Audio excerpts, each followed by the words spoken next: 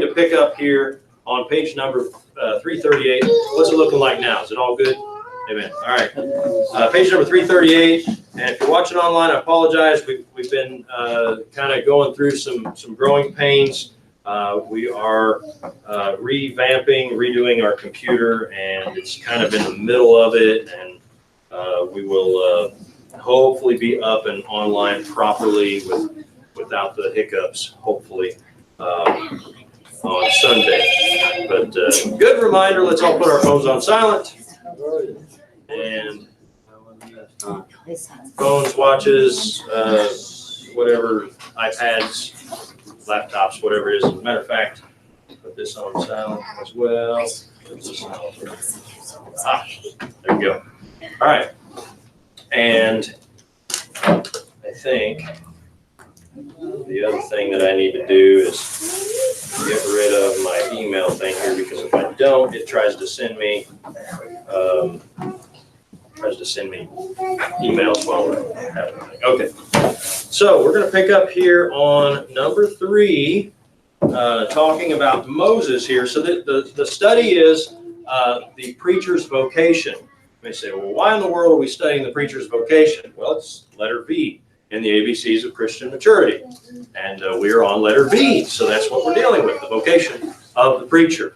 And so, and by the way, the whole like dress shirt and tie thing goes away when you get above 90 degrees for me. So I apologize for being so dressed down tonight, but I am not putting a dress shirt and tie on in this temperature when the AC can't even get us below 75 over there. But anyways, if anybody has a problem with that, we can meet up. You can go outside later, and I'll stay in here in the cooler air. So I don't need to even meet you out there. You just go out there and faint in hot weather, and I'll be all right in here. So it's a balmy 88 degrees outside. So praise the Lord that it's 75, 4, 5, something like that in here. Amen. So yeah, everybody able to see the board? I took it and just made it all the way across, so it's a little messed up there where the trim is, but it's bigger that way. So anyways, we have looked at the so far under the preacher's vocation. We did the introduction. We talked about the call to the ministry, God's general call, God's specific call, and now we're looking at the divine call upon men in the Old Testament. We've talked about the divine call of Moses, and under that we looked at the preparation of the man of God, the call of the man of God, and now we're going to look at the revelation to the man of God. Okay, so I think we already did kind of cover that part, but we're going back and covering it again. Just this part number 3 here. So the revelation to the man of God. When God issues a call, he also draws that man to himself. Now, I want to just say something here about this, because there's so many people out there that say they're called of God, and their relationship with God is terrible. I'm not going to say difficult, I'm going to say impossible for God to be calling you to more ministry if your personal relationship with him isn't where it needs to be. Amen. He may be telling you, hey, you need to get where you're supposed to be so that you can, but if you haven't already been prepared and called, that revelation of the call is not going to be there. You've got to have, and as that happens, God's going to be drawing us closer. Now, was Moses perfect? Certainly not. Certainly not. But he was ready. And God said that he was ready, right? So we weren't looking for him to be perfect or necessarily have a certain level of education, although he had a very high level of education. He had to be ready. He had to be humble so that he knew that he wasn't just, like we already talked about, he had to be shown that he's not as high and lofty as he thought he was. He needed to realize that he needed God, as opposed to God needed him, right? Because his mentality when he fled Egypt was, God needs me to deliver the Israelites. No, God didn't need Moses. God chose to use Moses. That's just the same for any man of God. God doesn't need me. He could put anybody else here in Fountain Square. He could do whatever he wants. He doesn't need me.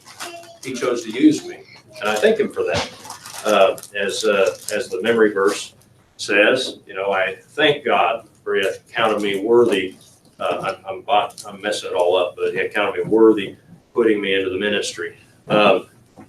Anyways, there is something intensely personal and intimate about the call of God as he draws a man to himself. Here, God revealed two things about himself to Moses. First, his identity as a covenant-keeping God, right? He says, moreover, he said, I am the God of thy father, the God of Abraham, the God of Isaac, and the God of Jacob.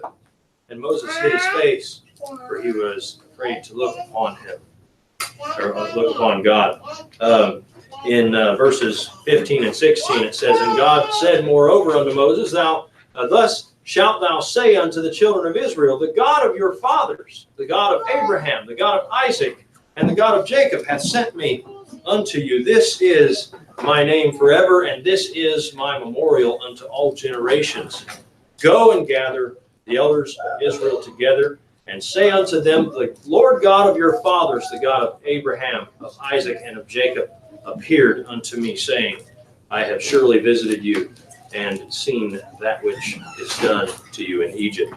Notice here that he's referring back to those to whom he had already fulfilled promises, right? He's referring back to Abraham, who he gave a promise to, and he has been fulfilling his promise to Abraham. He, in fact, is fulfilling his promise to Abraham in the very fact that he called Moses and was sending him to be an essential tool in delivering Israel from the bondage of the Egyptians. He refers to Isaac, who also God said the same, through him would the promise come. And so he refers to him, the God of Abraham, the God of Isaac, and the God of Jacob. And he also fulfilled promise with Jacob. Remember when Jacob went to Bethel, and then there was the promise there, and then another promise later on when he was coming back. He wrestles with the angel, right? And his name is changed from Jacob to Israel, and he is given the promise of that nation, of what was to come. And so then we have we have God referring to himself in relation to them, right? Reminding them, hey, remember, I'm the God that kept my promise to Abraham. I'm the God that kept my promise to Isaac. I'm the God that kept my promise to Jacob. Why would he refer to himself or identify himself as the covenant-keeping God for Israel? Because he is. Because he is, but also because he wants Israel to realize that when he says he's going to deliver them, he's going to do just like he did with Abraham when he said, you're going to have a son, and here comes Isaac, right? He's going to, this same God who answered or kept his promise, kept his covenant with Abraham, is going to keep his covenant with Israel. And so he identifies himself as that. Then he gives him his name in verse 14, and God said unto Moses, I am that I am. And he said, thus shalt thou say unto the children of Israel that the great I am, right, that I am hath, or rather say unto Israel, I am hath sent me unto you. The name of God literally means the self-existent one. We look at John chapter 8, verse 58. It says, Jesus said unto them, verily, verily, I say unto you, before Abraham was, I am. Right? So we have the revelation to the man of God. This is, again, when God approached Moses to let him know it's time for you to go.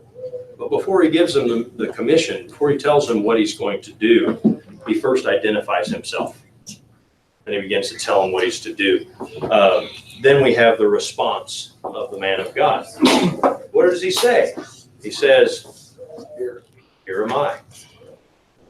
Verse number 4, the Lord, when the Lord saw that he turned aside to see, God called unto him out of the midst of the bush and said, Moses, Moses. And he said, here am I. Moses responded to God's call with 2 questions. And I didn't write the answer to the first one, but I know the answer. I'll write it in there now. For some reason, I missed that one. The first question was a question of an awareness of his inadequacy. In verse number 11, Moses said unto God, who am I? Is there a blank there in your book? No. That's why I didn't write it, because there wasn't a blank there. I should have written it and then put a note, there's no blank. All right. So he says, who am I that I should go unto Pharaoh and that I should bring forth the children of Israel out of Egypt? That's a great question. That reveals Moses' humility. You know, you're talking to little old me. You remember the one that couldn't do it before? How am I going to do it now? Who am I? Right? God answers with a promise. Verse 12. And he said, certainly I will be with thee, and this shall be the token unto thee, or a token unto thee that I have sent thee. When thou hast brought forth the people out of Egypt, ye shall serve God upon this mountain. Then Moses asks, what is thy name? In verse number 13 it says, and Moses said unto God, behold, when I come unto the children of Israel and say unto them, and the God of your fathers hath sent me unto you, and they shall say unto me, what is his name? What shall I say unto them? And so this is a quest for divine authority. He's wanting to make sure that he's got an answer for them, so that they know that it wasn't just Moses saying, hey, I've come to deliver you, or God told me to deliver you. And they say, well, who are you talking about? You've been over in Midian. Are you talking about their God, or are you talking about our God? And so he asks him, what do I tell them your name is? And he says, I am, right? Exodus chapter 2, verse 14, he says, just remembering right back to this, what happened when he came in his own authority and his own power. The response that the other Israelite says or gives is, who made thee a prince and a judge over us? Intendest thou to kill me as thou killest the Egyptian? And Moses feared and said, surely this thing is known. And so you notice here that he is that he realizes that he needs the right authority to go. That Moses can't just say, well, I've been out here in the wilderness for 40 years, it's time to go back. No, he needed the one who had the authority to send him back. God answers with a commission. What does he say? He says, and God said unto Moses, I am. He says, I am that I am. Sent. And he said, thus shalt thou say unto the children of Israel that I am hath sent me unto you. Yes. So Moses then gives some excuses. Now, we could argue about whether or not these excuses were valid or invalid, or just a show of humility, or maybe just playing dumb, or what. But we have some excuses here. He gave 2 excuses. First, he says, they will not believe me, right? Moses answered and said, but behold, they will not believe me, nor hearken unto my voice, for they will say, the Lord hath not appeared unto thee. And then God responds to this question, or this objection or excuse, by saying in Exodus 4:2, hey, what is that in thine hand? Is it a rod? Whereas Moses was given special signs, here we see to authenticate his preaching, today's preacher has the book, right? We don't need signs because we can say, I can stand up here and I can say, not thus saith Pastor Campbell, thus saith the Lord, right? I don't need the rod to throw down and say, see, God sent me. I can say, see, God sent me, right? And this is what he said. And if I tell you what he said from his word, there's no question where it came from, right? Rather, if I stand up and I say, the Lord has spoken unto me, and now you can question it, right? And you should, because I'm probably full of baloney or whatever else I ate. So, the other objection or excuse, he says, I am not eloquent. And I love the way he says it, too. I know we already reviewed this a little bit, but I love the way he says it. I think it's funny. And Moses said unto the Lord, O Lord, I am not eloquent. I mean, who that's not eloquent uses the word eloquent, first of all. I am not eloquent, neither heretofore, nor since thou hast spoken unto thy servant. But I am slow of speech and of a slow tongue. Does that mean he stutters?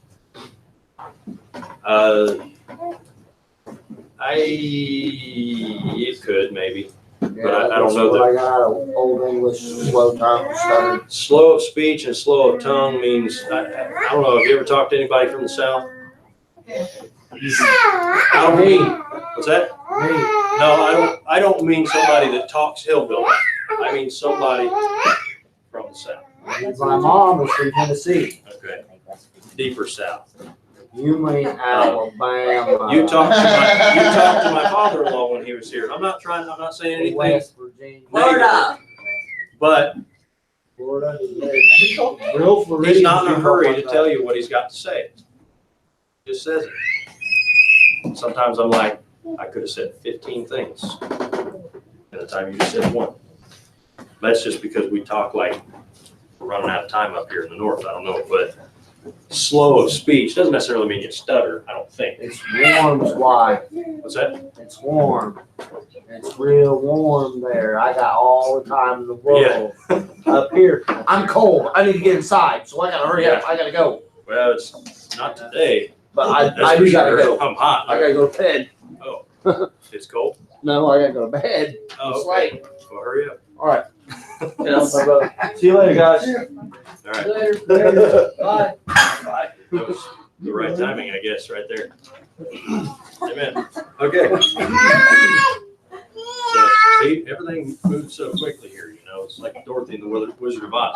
She just came from the south and ended up in the north, and she's like, everybody comes and goes so quickly around here. That's what happens in the north. No, so, anyways. No, being slow of speech, slow of tongue, I think is more about just that he's trying to say, look, I'm not a public speaker, so to speak. I'm not one who can eloquently say the things that I need to say, and it takes me a while to say things. And, we have some passages here that it says to compare with this. Having a difference in content and eloquent delivery. Now, notice here in Acts 7:22, it says, and Moses was learned in all the wisdom of the Egyptians and was mighty in words and in deeds. Interesting. See, he was mighty in words and in deeds. In 2 Corinthians 10:10, it says, for his letters, say they, this is speaking of Paul, are weighty and powerful, but his bodily presence is weak, his speech contemptible. In other words, Paul was able to write up a firestorm in his letters. But when he was with them, he wasn't, you guys remember in the book of Acts when they hired an orator to come and speak, not an attorney, okay? It wasn't a prosecutor. But, you know, these days, attorneys are generally, they're pretty much orators with understanding of the law. And this fella comes in and he speaks great swelling words of wisdom and makes it sound the way that it needs to sound. So the difference between content and eloquence is, or rather, you know, a mass of words and the eloquence, right, is the difference between content having structure and meaning behind it and then having pretty flowery stuff, delivery, right? And by the way, there are lots of preachers out there that have the eloquence thing down, but the content, not so much. But they can often speak so well that you think they know what they're talking about.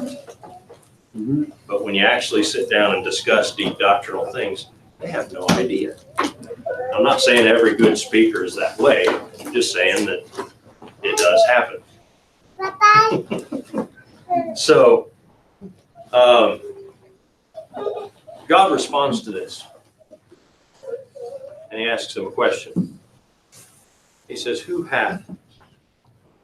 Who hath? Made man's mouth. She stole the attention. Sorry. Who hath made man's mouth? And who maketh the dumb or deaf or the seeing or the blind? Have not I the Lord? Says, trust me, I've got this, right? So letter C here, there's the danger of presumption. In verse number 13, he says, he said, oh, my Lord, send, I pray thee, by the hand of whom thou wilt send. Moses thought he knew better than God. Now, on one hand, we may say Moses was just trying to be humble, but we see that even after the Lord is like kind of agitated about the whole thing, Moses goes on to presume that he could just pass on the calling of God. And it seems as though he knew better, or he thought he knew better than God when he suggested someone else should go, or should be the one to go. Though sounding humble and pious, his sense of inadequacy, unbelief, was now limiting the possibilities of his life and evading the responsibilities entrusted to him. God becomes angry, right? Moses lost a part of his ministry, and unbelief there was Moses' Achilles' heel. Okay, we'll look at the examples here. Exodus 4:14 through 16, the anger of the Lord was kindled against Moses, and he said, is not Aaron the Levite thy brother? I know that he can speak well. And also, behold, he cometh forth to meet thee. And when he seeth thee, he will be glad in his heart. And thou shalt speak unto him, and put words in his mouth, and I will be with thy mouth and with his mouth, and will teach you what ye shall do. And he shall be thy spokesman unto the people, and he shall be to thee instead of a mouth, and thou shalt be to him instead of God. In other words, God's going to give Moses what to say to Aaron to say to the people. And then in Numbers chapter 20 and verse number 12, it says, and the Lord spake unto Moses and Aaron, because ye believed me not to sanctify me in the eyes of the children of Israel, therefore ye shall not bring this congregation into the land which I have given them. Moses had an issue with unbelief.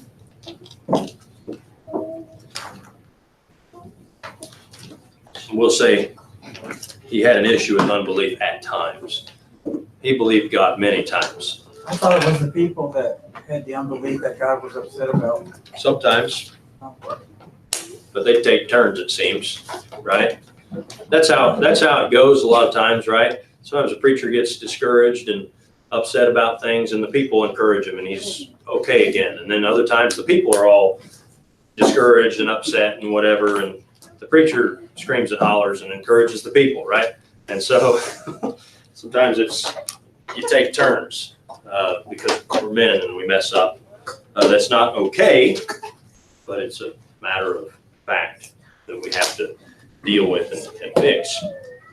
So we looked at Moses. Let's look at Samuel. Samuel, 1 Samuel chapter 2 and verse number 11, it says, and Elkanah went to Ramah to his house, and the child did minister unto the Lord before Eli the priest. Verses 18 through 20. But Samuel ministered before the Lord, being a child girded with a linen ephod. And moreover, his mother made him a little coat and brought it to him from year to year when she came up with her husband to offer the yearly sacrifice. Eli blessed Elkanah and his wife and said, the Lord give thee seed of this woman for the loan which is lent to the Lord. And they went their way, or rather they went to their own home. And then in verse number 26, it says, and the child Samuel grew on and was in favor both with the Lord and also with men. Then chapter 3, there's 21 verses there. I'll let you review it on your own, and we'll go ahead and jump into the rest of the study here. But there's 21 verses there you can look at home as you review the study. Samuel represented the transition between the period of the judges and the days of the prophets. Okay. Also, as we would also say, the period of the judges and the days of the kings. Right. He was the transition there.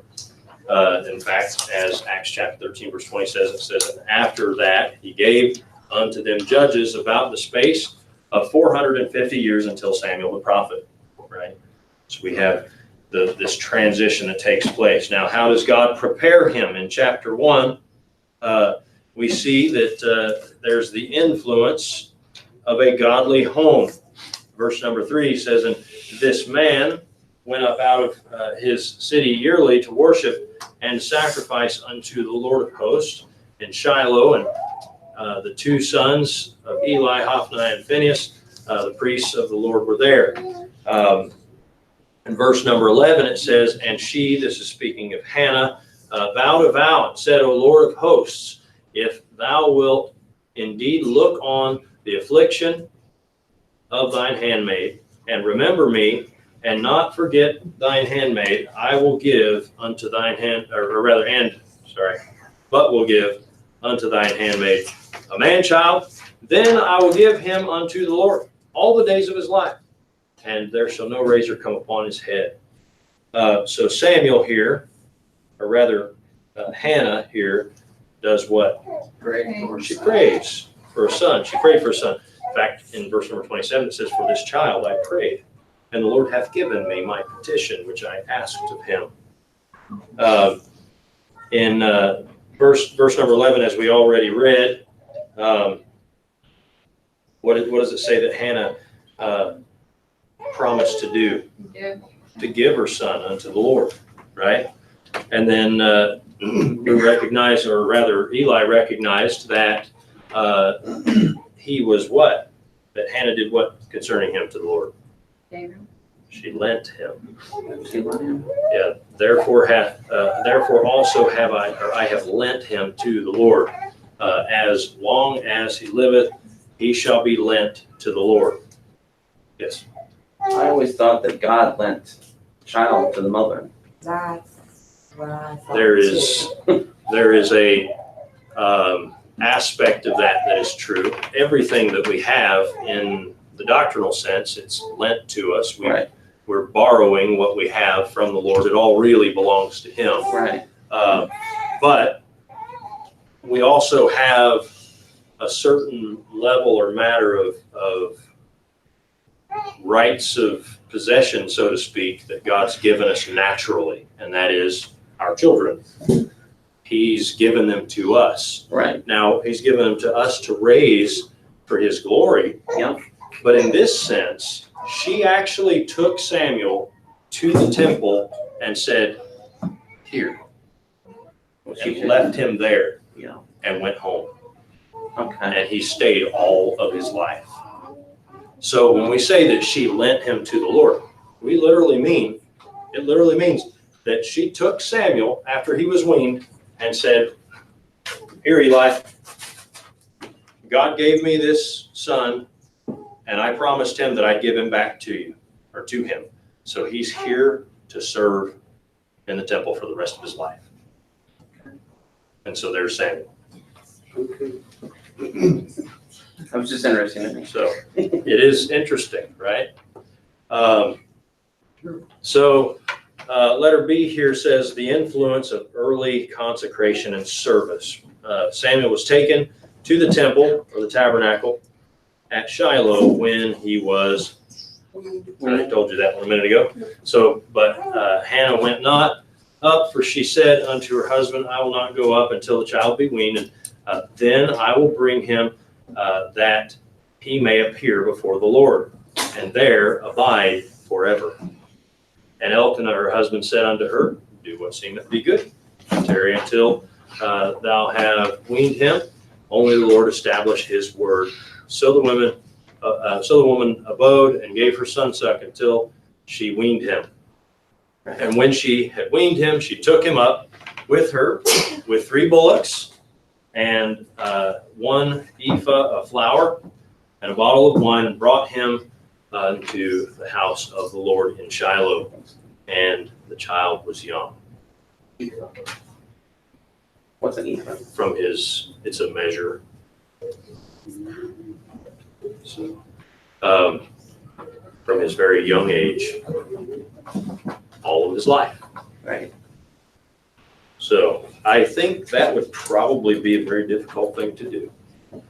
What, wean him and then? Wouldn't you think that maybe your firstborn, after praying and praying and praying for years, well, in this particular case, Elkanah has 2 wives, and Hannah being the second, or being one of the 2 wives, the one of them that he loves, right? But she can't have kids. And she's begging God for kids, basically. Finally, she has a child, but she knows that she promised God that if he would give her a son, she would give him back to her, or she would give him back to him.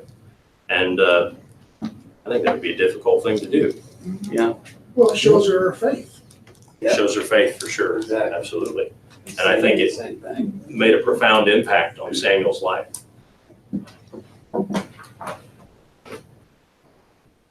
As a result, we see Samuel serving faithfully for all of his life. She was obedient to what she said she did. So Samuel then we see did what? Ministered before the Lord as a child, right? Samuel ministered. 1 Samuel 2:18. Samuel ministered before the Lord being a child girded with a linen ephod. Ephah is the measure of food, wheat, and or wheat or barley, right? Or flour. And an ephod is like a top, or like a robe of sorts. Okay. So, who was Samuel's mentor? Eli. Eli was. And who constantly encouraged him in his service? His mother did, right? We'll back up here about Eli.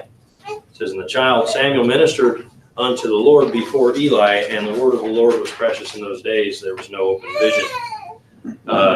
Verse number 19 of chapter 2 here, it says, moreover, his mother made him a little coat. We already read that, right? But we see that she went from year to year and came to encourage him, to give him a gift there, right? A little coat that would be something to just encourage him in his service, right? So his calling now. Now notice, let me point something out here. Samuel is already serving. Then God called him.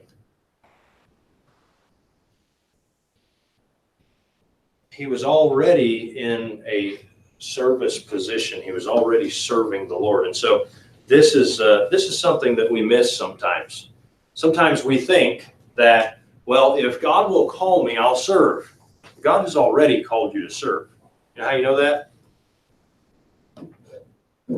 You're here in church. You're breathing, right? He's already called you to serve because you're alive. He's given you life, and then that life is to be used for him. He's already called you to serve. Question then is he going to give, when is he going to give you some specific instructions? Well, we do have a lot of specific instructions in the Word of God. But then when he calls Samuel, we see that this was during a great time of apostasy. There's a lot of passages here. We'll just real quick here look at some things. But the sons of Eli, this is 1 Samuel 2:12. Now the sons of Eli were sons of Belial, or Belial, depending on how you pronounce that. They knew not the Lord. These are the sons of the high priest. They didn't know the Lord at all. In fact, the verse here is saying they're children of the devil. Right? Verse number 17, wherefore the sin of the young men was very great before the Lord, for men abhorred the offering of the Lord. And there was a lot of wicked, terrible stuff that they were doing between verses 12 and 17, right? So we see that. Then in verse number 22, it says, now Eli was very old and heard all that his sons did unto Israel, unto all Israel, and how they lay with the women as that assembled at the door of the tabernacle of the congregation. Wicked, wicked, wicked stuff. Verse 29, wherefore kick ye at my sacrifice, God says to them, and at mine offering which I have commanded in my habitation, and honorest thy sons above me, to make yourselves fat with the chiefest of all the offerings of Israel, my people. Now they were supposed to be feeding from the offerings, but these were gluttonous, riotous, adulterating men who were not, who were all about themselves, their flesh, and what they wanted above what God wanted and how they should be. Eli never stopped it. Is that? And Eli didn't stop it. Verse number 13 of chapter 3 says, for I have told him that I will judge his house forever for the iniquity which he knoweth, because his sons made themselves vile, and he restrained them not. Some pretty heavy stuff. This is what the Lord gives to Samuel to let Eli know about. The word of the Lord was what? Precious in those days. And in this sense, the word precious, it's still, the word of the Lord is precious today too, right? Unto you which are called, he is precious, right? The word of the Lord is precious to us. But in this sense, it means that it was scarce. It wasn't real. It was like, oh, God spoke. Everybody wants to know about it, right? So, as we already read verse number 1 of chapter 3, there was no open vision. God was not speaking with his people at that moment. In Amos chapter 8, verses 11 and 12, it says, behold, the days come, saith the Lord God, that I will send a famine in the land, not a famine of bread, nor a thirst for water, but of hearing the words of the Lord. And they shall wander from sea to sea, and from the north even to the east. They shall run to and fro and seek the word of the Lord, and shall not find it. Wow. I believe that, by the way, has multiple fulfillments. Dark Ages was a time that was fulfilling that.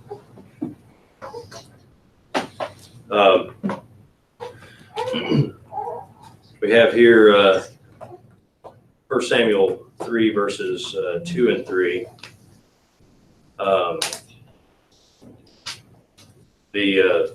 We have here that he writes here the what? The lamp of God was allowed to go out in the temple.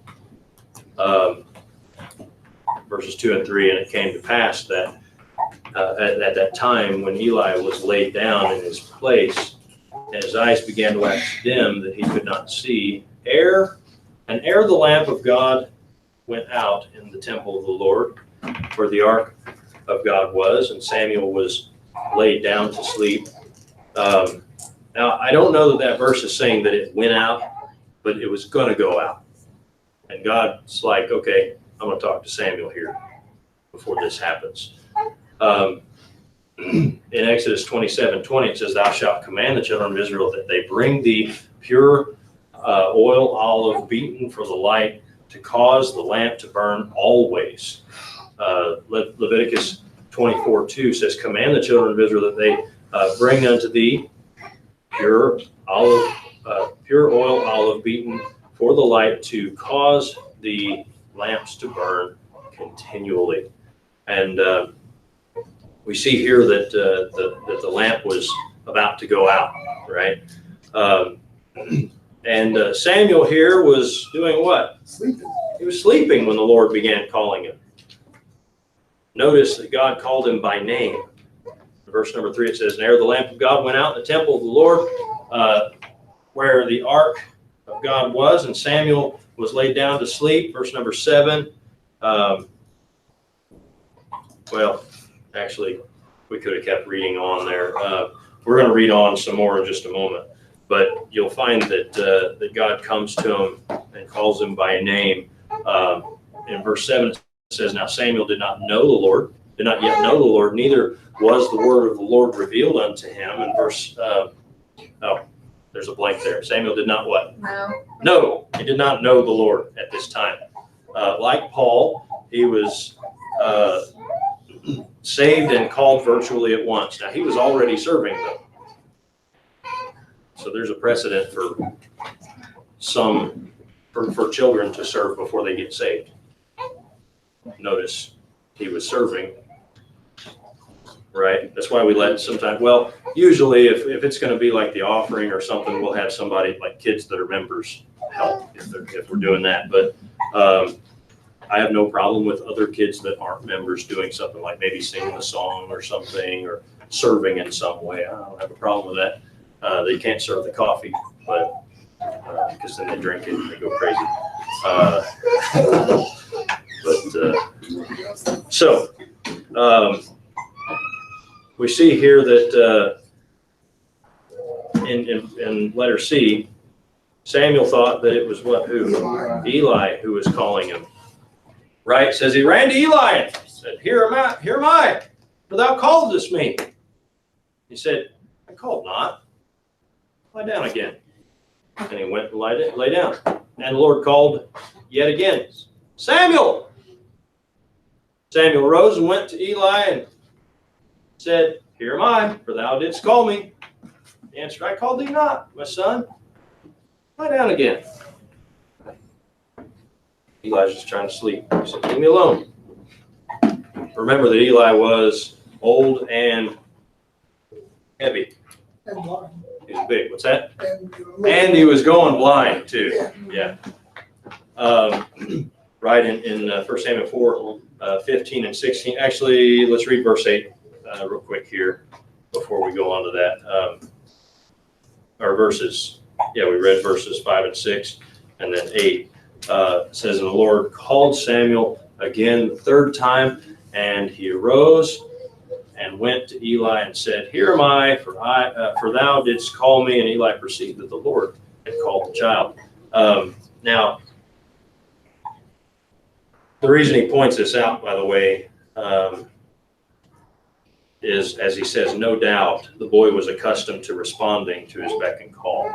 In other words, anytime he'd hear anytime he'd hear his name called, it would usually be Eli wouldn't be in the room with him. Say, hey, Samuel, come over. Probably Eli's kicked back somewhere and calling for him. Samuel. He's got a little servant boy, and he's utilizing him. Big old semi just drove down there through there. Anyways, sorry. I get distracted sometimes. You see it out the window, that's. What's that? You see it out the window. I saw it out the window. It was all the way up there. That's why I was like, what in the world was that? A building just drove by. So it got my attention. But remember here in verse 15 of chapter 4, it says, now Eli was 98 years old, so he was old, and his eyes were dim, that he could not see. And it came to pass, verse number 18, when he made mention of the ark of God, that he fell from off the seat backward by the side of the gate, and his neck brake, and he died, for he was an old man and heavy. And he had judged Israel 40 years. So, obviously, Samuel was used to going to Eli, right? So, he hears his name. Who else is calling but Eli? Right? So he runs to Eli. Eli's sound advice was, that's right. He told the tender-hearted boy to respond with, speak, Lord, for thy servant heareth. Right? In verse 9 of chapter 3, therefore Eli said unto Samuel, go, lie down, and it shall be, if he call thee, that thou shalt say, speak, Lord, for thy servant heareth. So Samuel went and lay down in his place. Now we're gonna stop here, and we'll look at the revelation to the man of God. We'll see what God said to Samuel next week.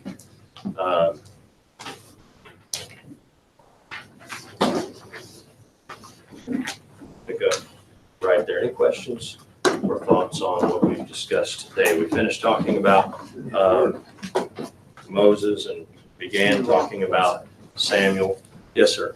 What's that? Study? And everybody else. Yes, right here. Thank you. I'll grab it. Actually, that one is not stapled. There was a lot that wasn't. Okay. Staplers seem to be not working properly, so there's one there. A little bit of an issue with this, we'll let you know. Okay. You gotta roll. Sorry. See you later, brother Adam. Okay. See you later, guys. All right. I'll call you. Hey, Okay. I'll be ready. Okay. text me prayer requests and praises.